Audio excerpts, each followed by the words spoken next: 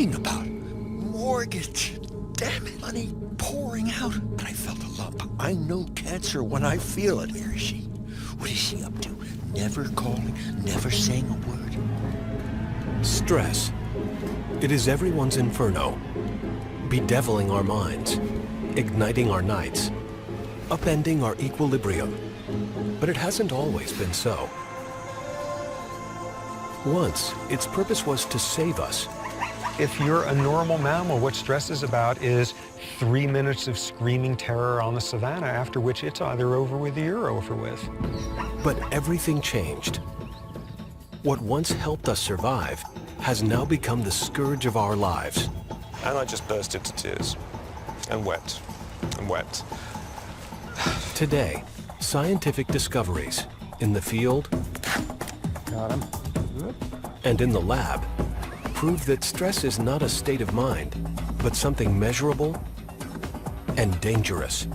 This is not an abstract concept. It's not something that maybe someday you should do something about. You need to attend to it today. In some of the most unexpected places, scientists are revealing just how lethal stress can be.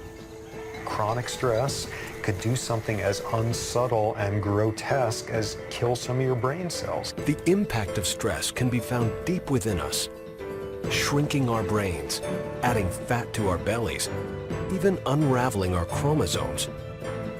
This is real. This is not just somebody whining. Stress, savior, tyrant, plague. Its portrait revealed.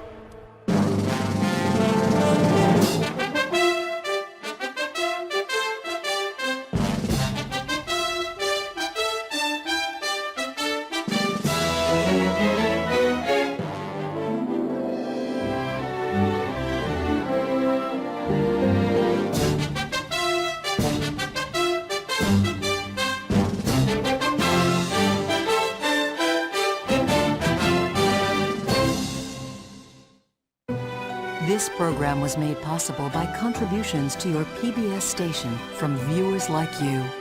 Thank you. All of us have a personal relationship with stress, but few of us know how it operates within us, or understand how the onslaught of the modern world can stress us to the point of death. Fewer still know what we can do about it.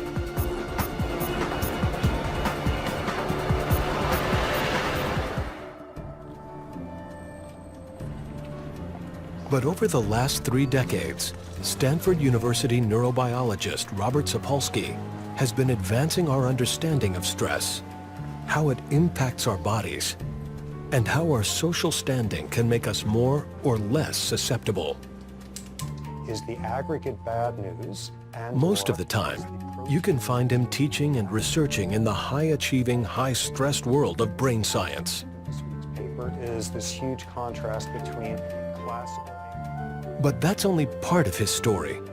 For a few weeks every year or so, Sapolsky shifts his lab to a place more than 9,000 miles away on the plains of the Masai Mara Reserve in Kenya, East Africa.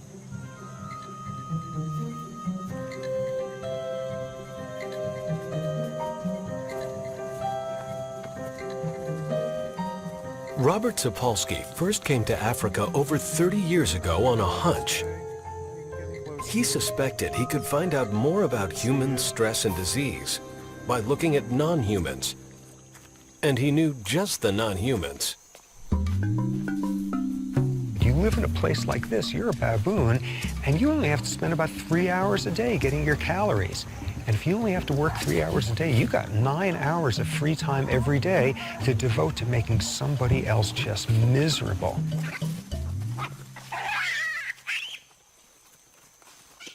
They're not being stressed by lions chasing them all the time. They're being stressed by each other. They're being stressed by social and psychological tumult invented by their own species. They're a perfect model for westernized stress-related disease. To determine just what toll stress was taking on their bodies, Sapolsky wanted to look inside these wild baboons at the cellular level for the very first time. To do this, he would have to take their blood in the most unassuming way. Basically, what you're trying to do is anesthetize a baboon without him knowing it's coming. Because you don't want to have any of this anticipatory stress. So you can't just, get in your Jeep and chase the baboon up and down the field for 3 hours and finally, when he's winded, dart him with an anesthetic. Now, the big advantages of a blowgun are that it's pretty much silent and hasn't a whole lot in the way of moving parts, but the big drawback is it doesn't go very far. So what you spend just a bizarre amount of time doing is trying to figure out how to look nonchalant around a baboon. Got him. Time. Okay, he is wobbling now. Okay, whoop, here he goes. From each baboon blood sample, Robert measured levels of hormones central to the stress response. Well, to make sense of what's happening in your body, you've got these two hormones that are the workhorses of the whole stress response. One of them, we all know, adrenaline, American version epinephrine. The other is a less known hormone called glucocorticoids. It comes out of the adrenal gland along with adrenaline, and these are the two backbones of the stress response. That stress response and those two hormones are critical to our survival. Because what stress is about is somebody is very intent on eating you, or you are very intent on eating somebody, and there's an immediate crisis going on. When you run for your life, basics are all that matter. Lungs work overtime to pump mammoth quantities of oxygen into the bloodstream. The heart races to pump that oxygen throughout the body, so muscles respond instantly. You need your blood pressure up to deliver that energy. You need to turn off anything that's not essential. Growth, reproduction, you're running for your life. This is no time to ovulate. Tissue repair, all that sort of thing. Do it later if there is a later. When the zebra escapes, its stress response shuts down. But human beings can't seem to find their off switch. We turn on the exact same stress response for purely psychological states, thinking about the ozone layer, the taxes coming up, mortality, 30-year mortgages. We turn on the same stress response, and the key difference there is we're not doing it for a real physiological reason, and we're doing it nonstop. By not turning off the stress response when reacting to life's traffic jams, we wallow in a corrosive bath of hormones. Even though it's not life or death, we hyperventilate, our hearts pound, muscles tense. Ironically, after a while, the stress response is more damaging than the stressor itself, because the stressor is some psychological nonsense that you're falling for. No zebra on Earth running for its life would understand why fear of speaking in public would cause you to secrete the same hormones that it's doing at that point to save its life. Stress is the body's way of rising to a challenge, whether the challenge is life-threatening, trivial, or fun. You get the right amount of stress and we call it stimulation. The goal in life isn't to get rid of stress. The goal in life is to have the right type of stress, because when it's the right type, we love it. We jump out of our seats to experience it. We pay good money to get stressed that way. It tends to be a moderate stressor, where you got a stressor that's transient. It's not for nothing roller coaster rides are not 3 weeks long.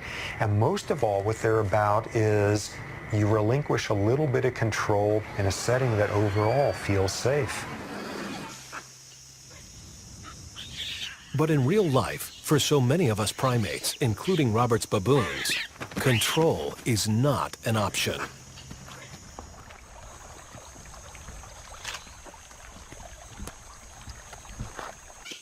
So you get some big male who loses a fight and chases a subadult who bites an adult female, who slaps a juvenile, who knocks an infant out of a tree, all in 15 seconds. So insofar as a huge component of stress is lack of control, lack of predictability, You're sitting there and you're just watching the zebra, and somebody else is having a bad day, and it's your rear end that's going to get slashed.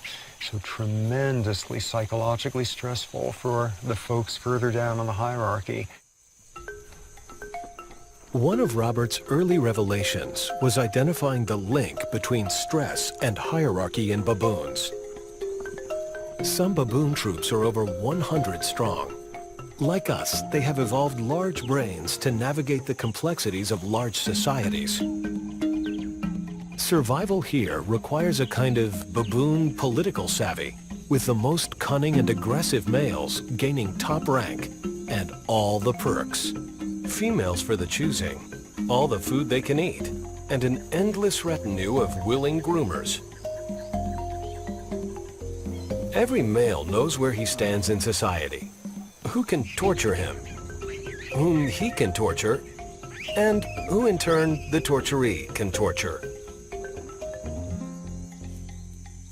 Well, this sounds like a terrible thing to confess after 30 years, but I don't actually like baboons all that much. I mean, there's been individual guys over the years who I absolutely love, but they're these schemy, backstabbing, Machiavellian bastards. They're awful to each other.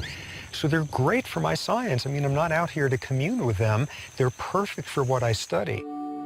22 years ago, at the age of 30, Sapolsky's landmark research earned him the MacArthur Foundation's Genius Fellowship. His early work, measuring stress hormones from extracted blood, led to two remarkable discoveries. A baboon's rank determined the level of stress hormone in his system. So if you're a dominant male, you can expect your stress hormones to be low. And if you're submissive, much higher. But there was an even more revealing find. In Sapolsky's sample, low rankers, the have-nots, had increased heart rates and higher blood pressure. This was the first time anyone had linked stress to the deteriorating health of a primate in the wild. Basically, if you're, a stressed, unhealthy baboon in a typical troop, high blood pressure, elevated levels of stress hormones, you have an immune system that doesn't work as well, your reproductive system is more vulnerable to being knocked out of whack, your brain chemistry is one that bears some similarity to what you see in clinically depressed humans, and all that stuff, those are not predictors of a hale and hearty old age.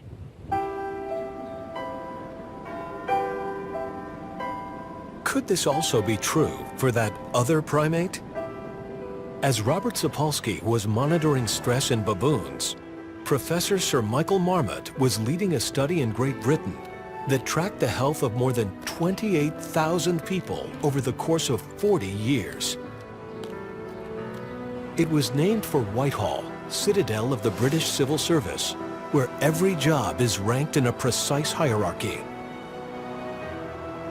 The perfect laboratory to determine whether in humans there might be a link between rank and stress. I mean, that's the thing about stress. I think you've got to look at it in both acute terms and chronic terms. And I think I've been under chronic stress in this organization simply because I'm a square peg in a round hole. Kevin Brooks is a government lawyer. His rank, level 7, means he has little seniority in his department. He lives the life of a subordinate. I think what I was most aware of at the time was the workload and how I had most of it under control, but one of my cases wasn't wholly under control. I'd let it slip. And it was a bit like, being in a car and hitting an ice patch and skidding. But nonetheless, I came in Monday morning, and my immediate manager, let's call him Ben, Ben wants a word with you. So we find a room, he shuts the door, then he says, you know what you've done. You know what happened while you were away. We couldn't find one of your files. Do you know what that meant? He just gave me a darn good kicking, psychologically. He did me over. And at the end of it, it was more threats. It was, right, this may be a disciplinary matter. So I left the room, crossed over the corridor to my own room, and I just burst into tears and wept and wept.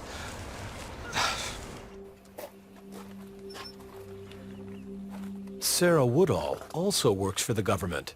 Unlike Kevin, she is a senior civil servant. There are about 160 people reporting to me ultimately, one way or another, within the sector. I do really enjoy working in the civil service. It's quite a dynamic environment. It can be quite exciting. I like working with lots of people. So yeah, I do really enjoy my job. Such dramatically different reflections dramatize one of the most astounding scientific findings in the Whitehall study. Firstly, it showed that the lower you were in the hierarchy, the higher your risk of heart disease and other diseases. So people second from the top had higher risk than those at the top. People third from the top had higher risk than those second from the top. And it ran all the way from top to bottom. We're dealing with people in stable jobs with no industrial exposures. And yet, your position in the hierarchy intimately related to your risk of disease and length of life. I've been very lucky. I haven't ever experienced any problems with my health. Since I've been in the senior civil service, I haven't had a day off with ill health. So I've been very fortunate. In my own situation, I think that my career is pretty much tainted. It's pretty much arrested because I've had, for instance, for the last 3 years at work, I've been off sick for probably half that time. This particular study is sort of the Rosetta Stone of the whole field because it's the British civil service system. Everybody's got the same medical care. Everybody's got the same universal health care system, just like the baboons. All the baboons eat the same thing. They have the same level of activity. It's not the stuff that, oh, if you're a low-ranking baboon, you smoke too much and you drink too much. And if you're a low-ranking British civil service guy, you never go to the doctor and you don't get preventative vaccines. Both of these studies rule out all those confounds, and they produce virtually identical findings. On both sides of the primate divide, there are soul-wrenching stories and life-threatening consequences.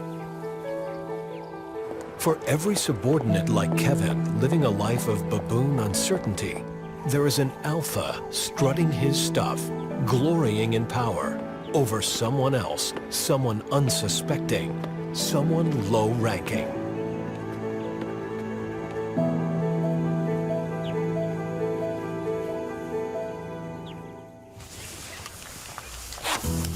Got him.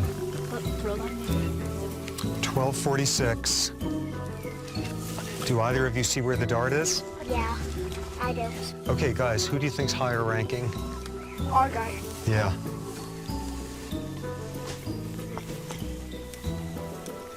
Watch carefully, make sure the other guy doesn't hassle him. This year, Robert brought his family to Africa. His wife, neuropsychologist Lisa Scher-Sapolsky, has also done extensive research with baboons. And for the first time, they brought along their kids, Benjamin and Rachel. As asleep as he looks. You know, all the baboons are perfectly willing to get very freaked out by a human coming over and touching one of these guys, but cover him with a burlap and he doesn't exist anymore. Oh my God, he's there, he's there. Oh, not there anymore. Okay.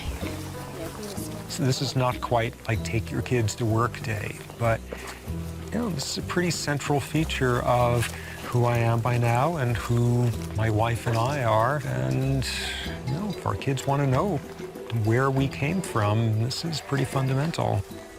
As in previous seasons, Robert measures how individuals at every level of the baboon hierarchy react to and recover from stress. So what we're doing, we're now going to challenge the system with increasing doses of epinephrine.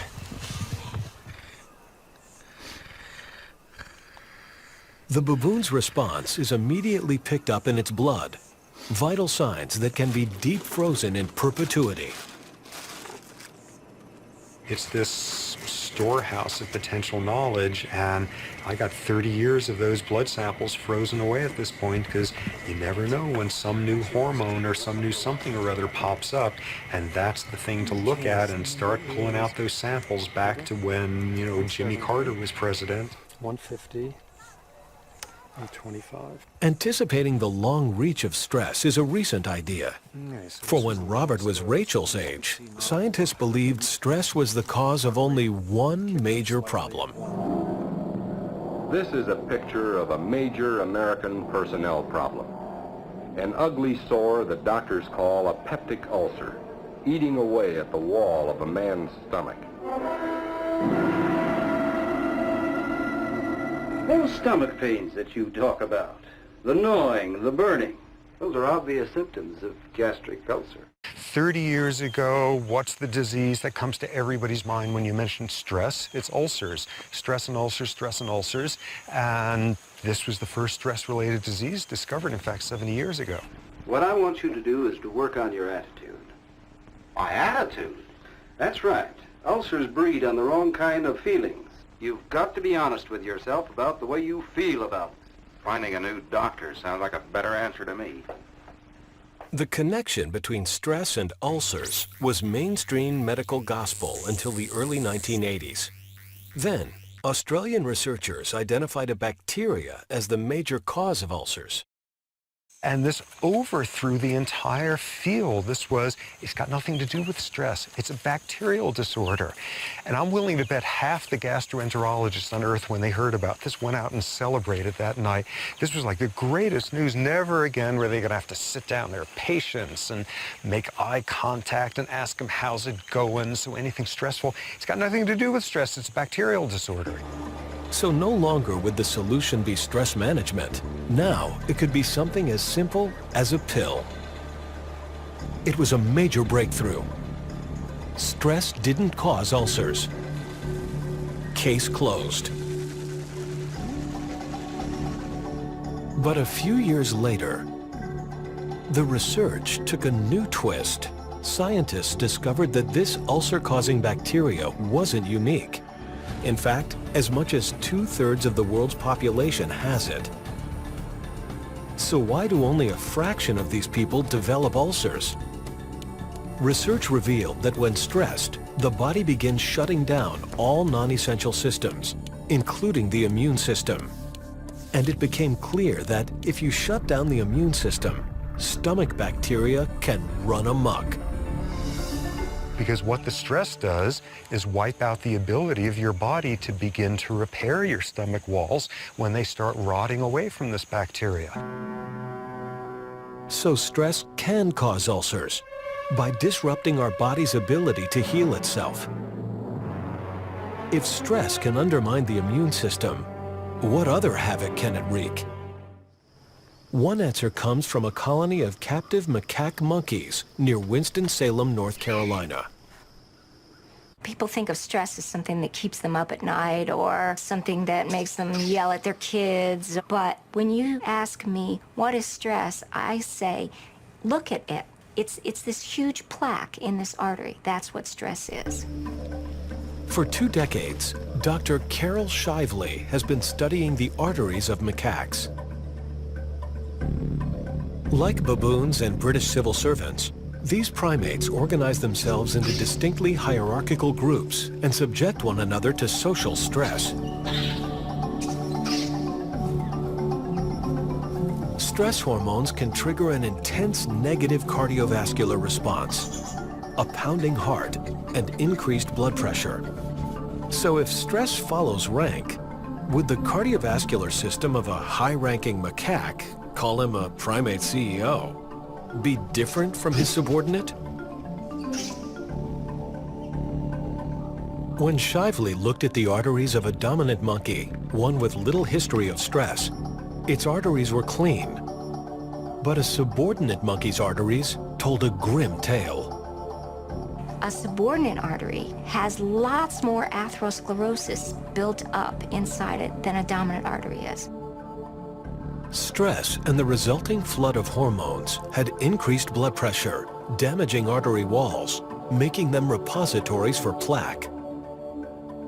So now when you feel threatened, your arteries don't expand and your heart muscle doesn't get more blood, and that can lead to a heart attack. This is not an abstract concept. It's not something that maybe someday you should do something about. You need to attend to it today because it's affecting the way your body functions. And stress today will affect your health tomorrow and for years to come. Social and psychological stress, whether macaque, human, or baboon, can clog our arteries, restrict blood flow, jeopardize the health of our heart. And that's just the beginning of stress's deadly curse.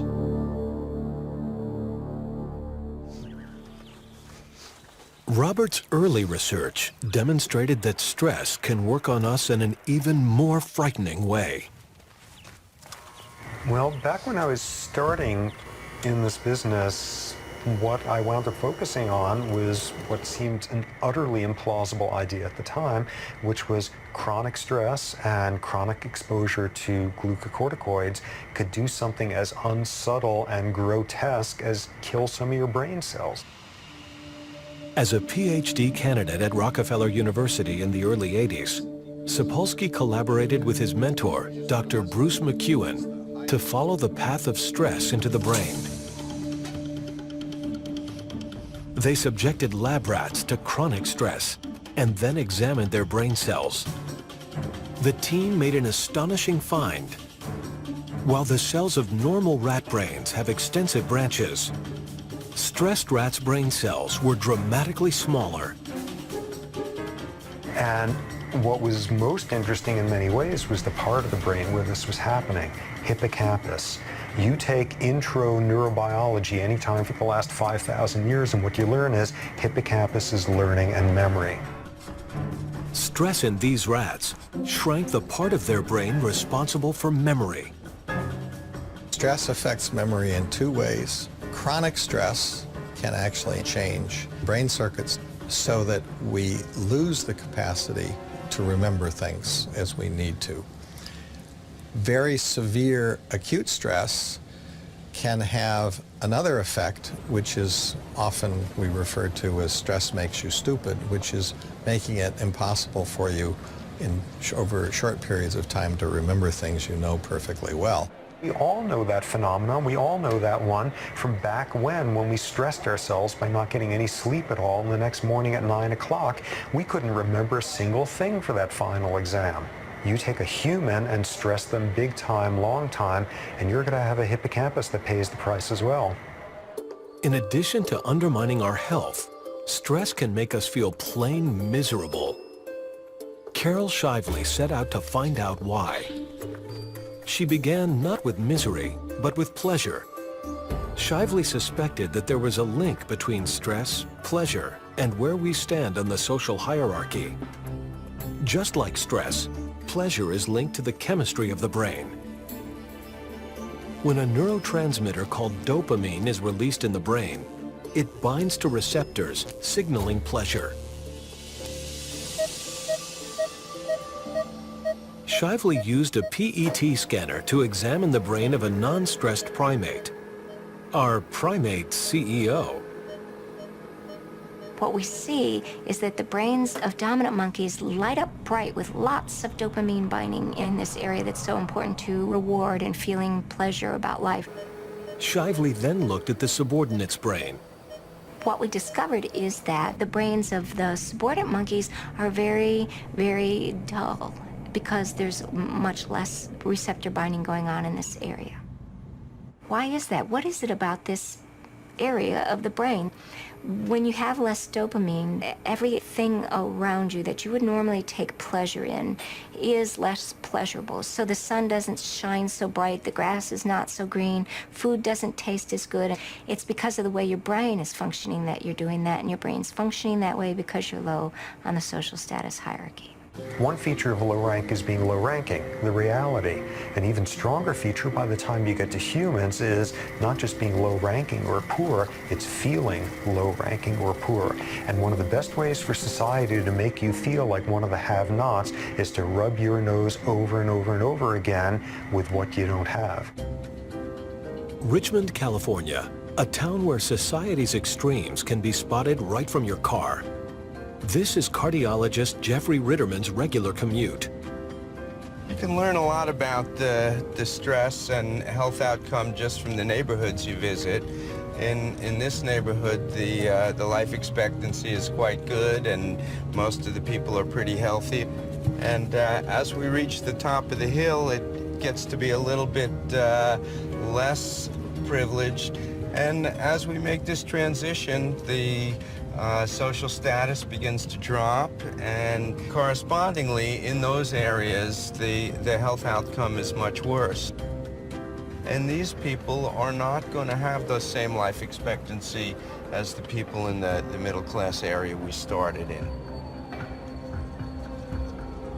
People are on guard, people are vigilant. They're living a more stressful life. This is a community that produces high stress hormones in people, and over time, it takes its toll. One of Dr. Ritterman's patients is 65-year-old Emmanuel Johnson. His career?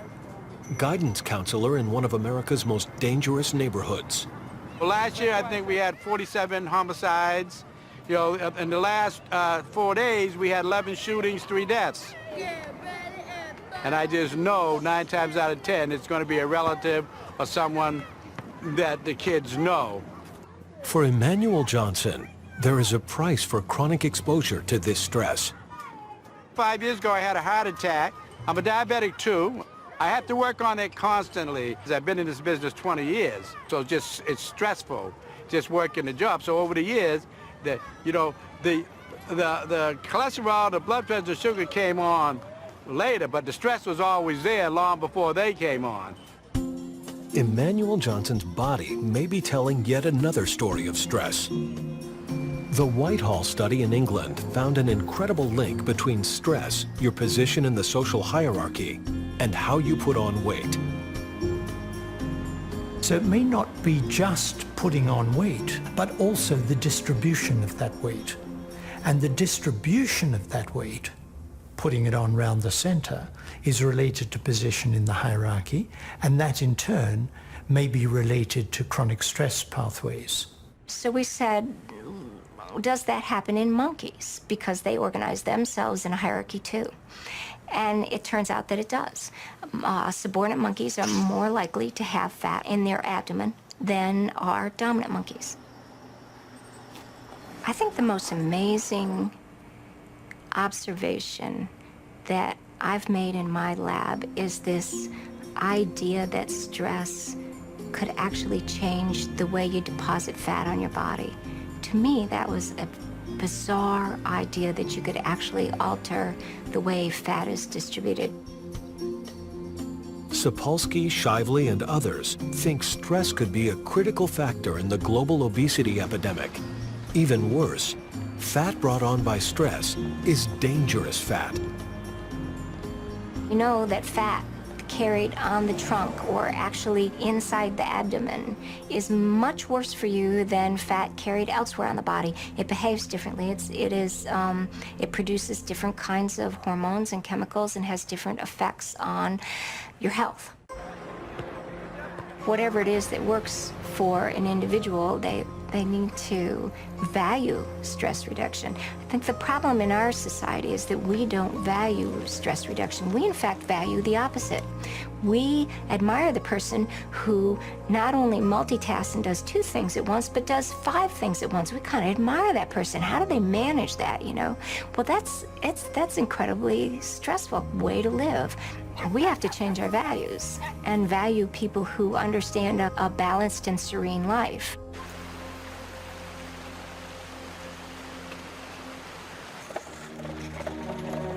One heartbreaking moment in history reveals that stress may, in fact, damage us long before we are even aware.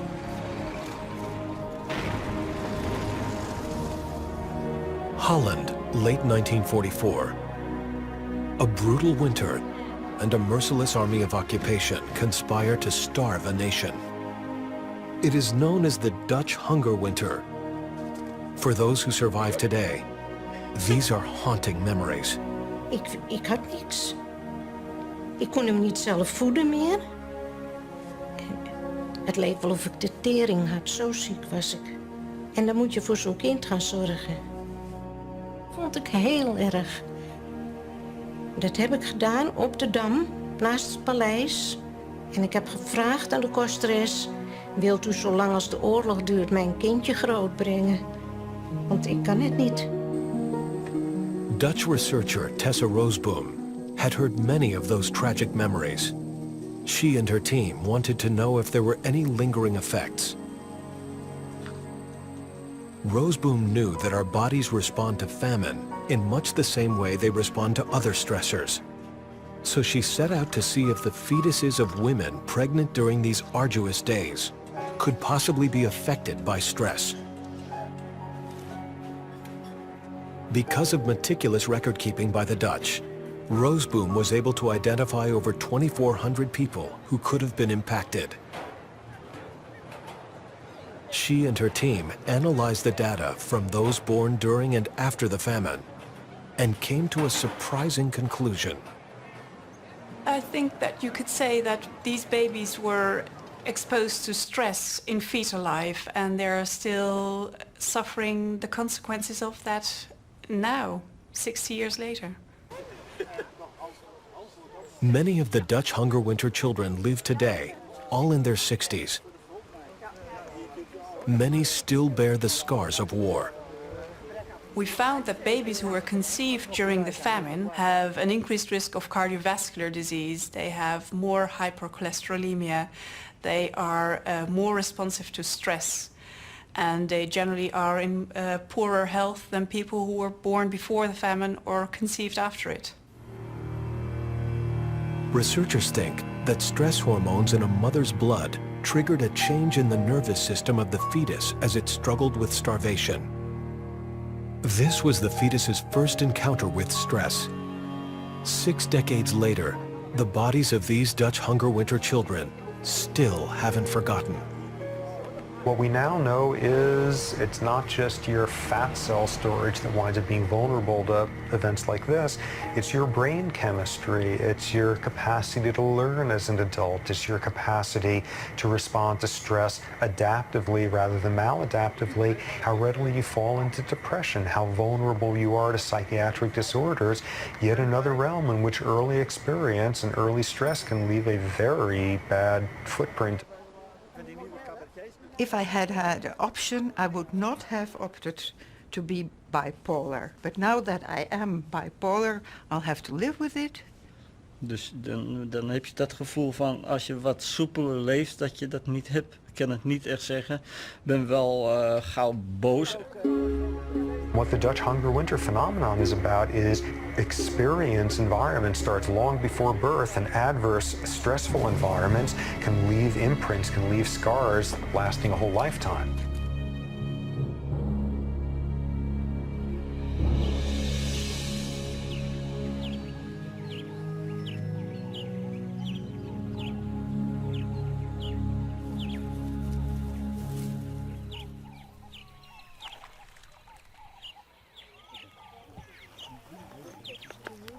We're just taking fingerprints because no baboon has the same fingerprint as another one. So we just took coney bears, and I'm hoping to go over to Riff and get his. During this year's multi-generational research, Robert, who has spent his career documenting stress's effects on the individual and on the cell, tracks the trail of stress even deeper into our bodies.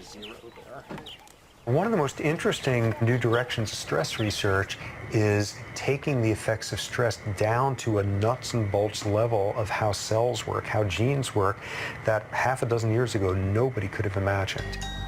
The once unimaginable, genetic structures called telomeres, which protect the ends of our chromosomes from fraying. As we age, our telomeres shorten. What's interesting is stress, by way of stress hormones, can accelerate the shortening of telomeres.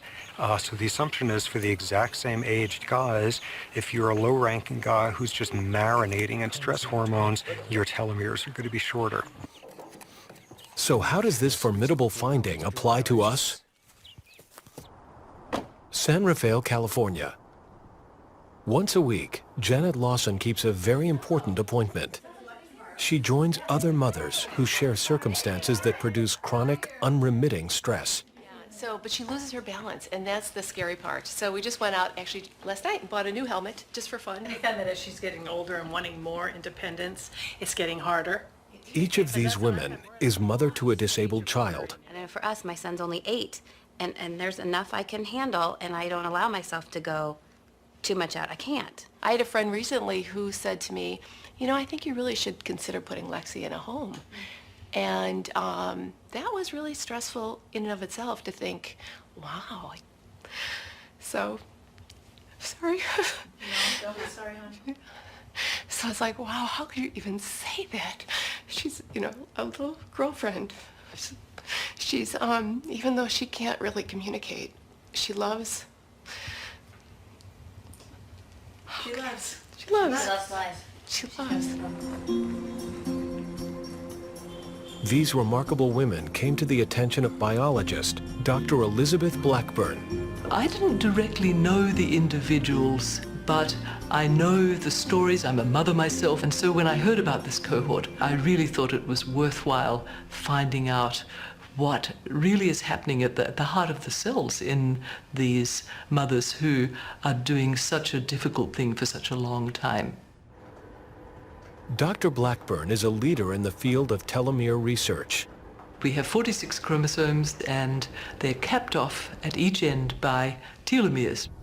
Nobody knew in humans whether telomeres and their fraying down over life would be affected by chronic stress. And so we decided we would look at this cohort of chronically stressed mothers, and we decided to ask what's happening to their telomeres and to the maintenance of their telomeres.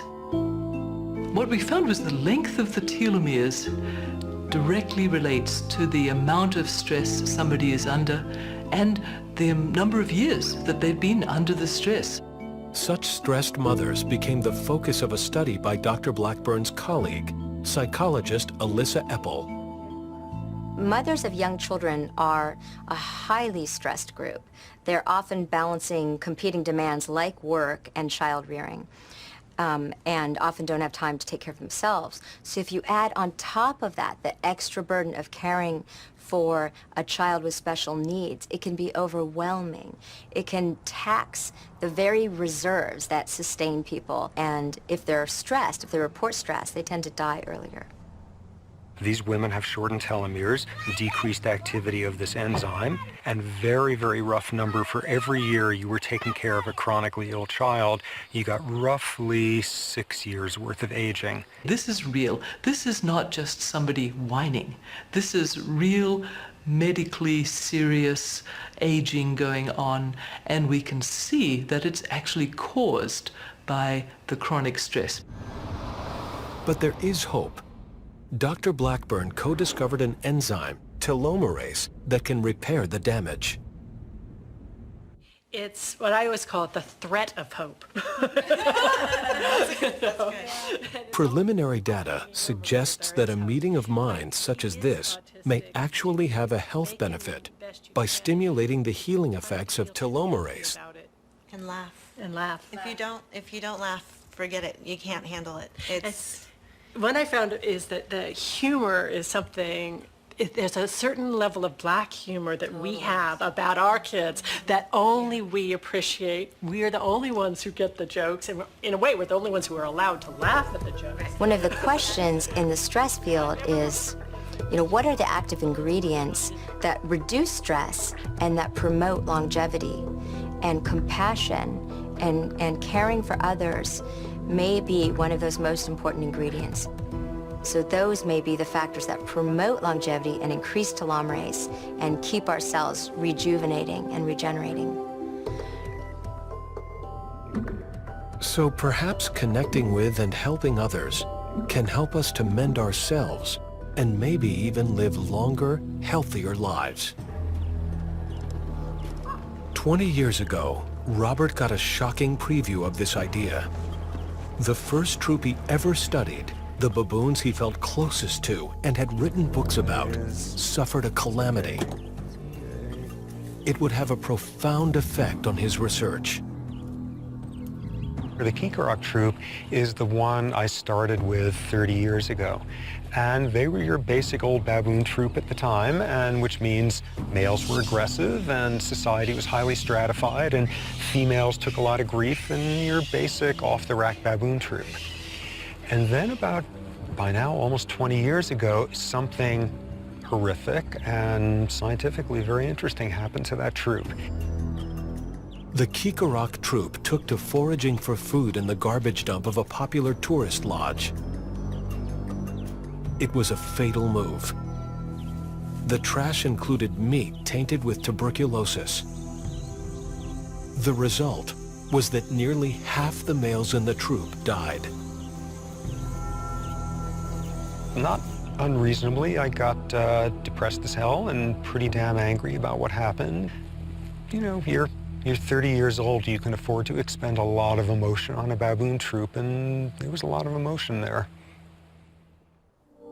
For Robert, a decade of research appeared to have been lost. But then he made a curious observation about who had died and who had survived. It wasn't random who died. In that troupe, if you were aggressive, and if you were not particularly socially connected, socially affiliative, you didn't spend your time grooming and hanging out, if you were that kind of male, you died. Every alpha male was gone. The Kikarok troupe had been transformed. And what you were left with was twice as many females as males, and the males who were remaining were, you know, just to use scientific jargon, they were good guys. They were not aggressive jerks. They were nice to the females. They were very socially affiliative. It completely transformed the atmosphere of the troupe. When male baboons reach adolescence, they typically leave their home troop and roam, eventually finding a new troop. And when new adolescent males would join the troupe, they'd come in just as jerky as any adolescent males elsewhere on this planet, and it would take them about 6 months to learn, we're not like that in this troupe. We don't do stuff like that. We're not that aggressive. We spend more time grooming each other. Males are calmer with each other. You do not dump on a female if you're in a bad mood. And it takes these new guys about 6 months, and they assimilate this style. And you have baboon culture, and this particular troupe has a culture of very low levels of aggression and high levels of social affiliation, and they're doing that 20 years later. And so the tragedy had provided Robert with a fundamental lesson, not just about cells, but how the absence of stress could impact society. Do these guys have the same problems with high blood pressure? Nope. Do these guys have the same problems with brain chemistry related to anxiety, stress hormone levels? Not at all. It's not just your rank, it's what your rank means in your society. And the same is true for humans, with only a slight variation. We belong to multiple hierarchies, and you may have the worst job in your corporation and no autonomy and control and predictability, but you're the captain of the company softball team that year, and you better bet you are going to have all sorts of psychological means to decide it's just a job, 9 to 5, that's not what the world is about. What the world's about is softball, I'm the head of my team, people look up to me, and you come out of that deciding you are on top of the hierarchy that matters to you.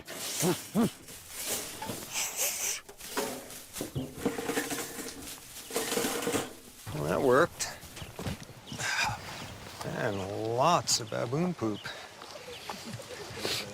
Which, under the right circumstances with the right season's experiment, is a gold mine.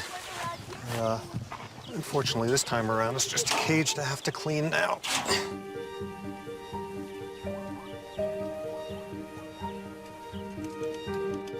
I'm studying stress for 30 years now, and I even tell people how they should live differently.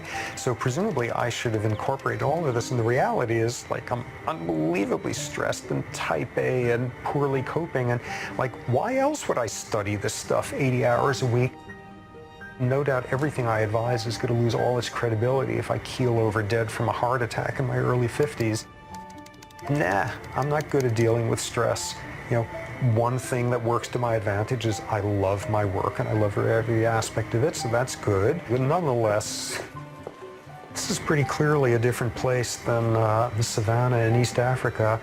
You know, You can do science here that's very different and more interesting in some ways. You can have hot showers on a more regular basis. It's a more interesting, varied world in lots of ways, but well, there's a lot out there that you sure miss.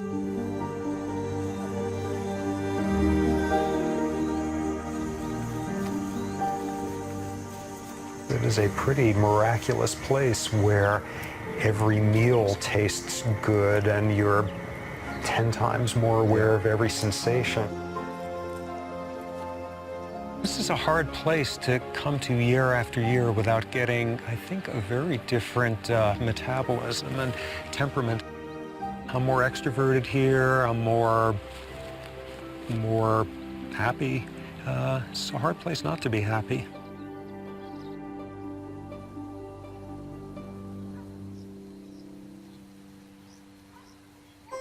So one antidote to stress may be finding a place where we have control. But how do we reckon with all the time we spend at work? I would say what we've learned from the Whitehall study, from the study of the non-human primates, is the conditions in which people live and work are absolutely vital for their health. Senior civil servant Sarah Woodhall enjoys the benefits of control. I don't think I suffer from stress. I don't work 100 hours a week. I control the amount of work that I do to make sure that I can continue to deliver long term. Control, the amount of control, is intimately related to where you are in the occupational hierarchy. And what we have found is, in general, where people report to us that things have got worse, that the amount of work stress has gone up, their illness rates go up. Where people report to us that they've got more control, they're being treated more fairly at work, there's more justice in the amount of treatment, so things are getting better, the amount of illness goes down. I've been very lucky. I haven't ever experienced any problems with my health. But not everyone is so lucky. So is there a prescription for the vast majority of us who aren't at the top? Give people more involvement in the work, give them more say in what they're doing, give them more reward for the amount of effort they put out, and it might well be you'll have not just a healthier workplace, but a more productive workplace as well. I've managed to achieve a degree of control. At the moment, I'm in a really good position. This is the first time where I feel I've had a boss who appreciates me. He doesn't dominate team meetings, he sits back. He invites people to contribute. He lets other people chair. He's a real manager. And he, from the start, when I returned after my latest sick leave just 6 months ago, he was so positive. I think I feel sufficiently empowered.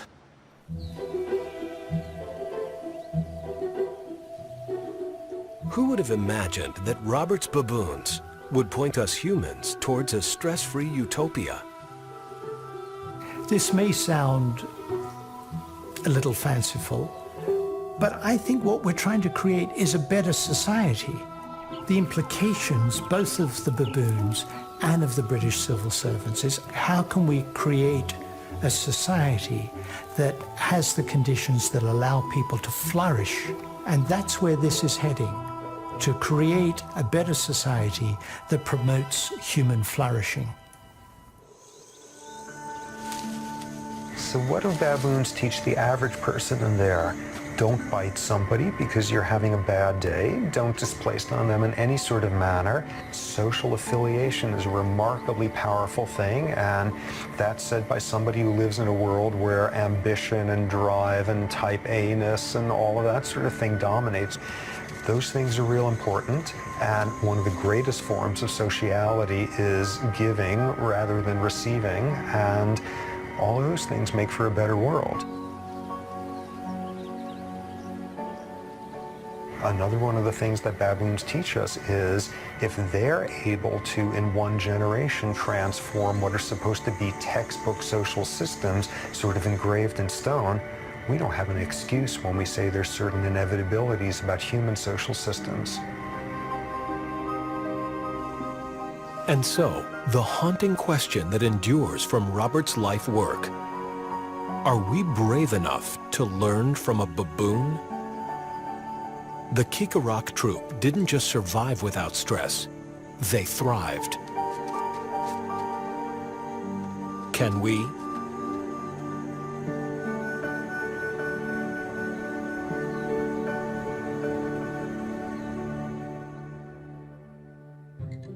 To order Stress, Portrait of a Killer on DVD, call PBS Home Video at 1-800-PLAY-PBS or visit us online at shoppbs.org.